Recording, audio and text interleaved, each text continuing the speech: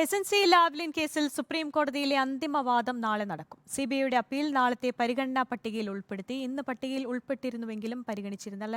വിവരങ്ങളുമായി ശ്യാം ദേവരാജാണ് ചേരുന്നത്. ശ്യാമ, ഇന്ന് കേസ് കോടതിയുടെ പട്ടികയിൽ ഉണ്ടായിരുന്നെങ്കിലും പരിഗണിച്ചിരുന്നില്ല. അന്തിമവിധി നാളെയാണ് ഉണ്ടാവുക. അന്തിമമായ വാദം നാളെ സുപ്രീം കോടതി കേൾക്കും എന്നാണ് കരുതുന്നത്. കാരണം നാളെ തൊട്ടടുത്ത ദിവസം ഇന്ന് സുപ്രീം കോടതി ഹർജി പരിഗണനാ പട്ടികയിൽ ഉൾപ്പെടുത്തിയിരുന്നുവെങ്കിലും ഹർജിയിൽ വാദം കേട്ടിരുന്നില്ല. ഇത് സുപ്രീം കോടതി തന്നെ മറ്റൊരു ദിവസത്തേക്ക് മാറ്റുകയായിരുന്നു. വൈകുന്നേരം പരിഗണനാ പട്ടിക സംബന്ധിച്ച ലിസ്റ്റ് വരുമ്പോഴാണ് ഇത് നാളത്തേക്ക് തന്നെ വീണ്ടും തൊട്ടടുത്ത ദിവസം തന്നെ ലിസ്റ്റ് ചെയ്തിട്ടുണ്ട് എന്ന കാര്യം വ്യക്തത വരുന്നത്. നാളെ ഈ ഹർജിയിൽ നാളെ രാവിലെ തന്നെ പരിഗണിച്ചാൽ സിബിഐയുടെ വാദമായിരിക്കും സുപ്രീം കോടതി ആദ്യം കേൾക്കുക.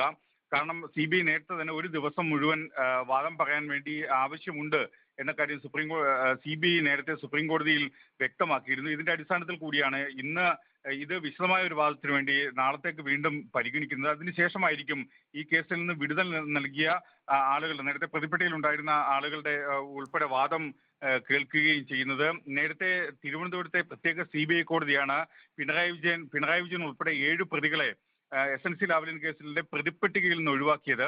ഇവർ വിചാരണ നേരിടേണ്ടതില്ല എന്നായിരുന്നു ഈ വിചാരണ കോടതിയുടെ വിധി. തുടർന്ന് ഇതിനെതിരെ വിചാരണ കോടതിയുടെ വിധിക്കെതിരെ സിബിഐ ഹൈക്കോടതിയിൽ അപ്പീൽ നൽകിയെങ്കിലും തിരിച്ചടിയായിരുന്നു ഫലം. തുടർന്നാണ് ഹൈക്കോടതി വിധി ചോദ്യം ചെയ്ത് സിബിഐ 2018 സുപ്രീം കോടതിയെ സമീപിച്ചത്. കഴിഞ്ഞ 6.5 വർഷത്തിലധികമായി ഈ ഹർജി അപ്പീൽ സുപ്രീം കോടതിയുടെ പരിഗണനയിലാണ്. ഏതാണ്ട് 31 തവണയാണ് ഇന്നുൾപ്പെടെ ഇത് മാറ്റിവെച്ചത്. നാളെ ഇത് സുപ്രീം കോടതി പരിഗണിക്കുന്നത് 2ാം തവണയാണ്. ശരി, അന്തിമവാദം കേൾക്കാനായി സുപ്രീം കോടതി നാളെ ഹർജി പരിഗണിക്കും. വിവരങ്ങളാണ് ശ്യാം ദേവരാജ് നൽകിയത്.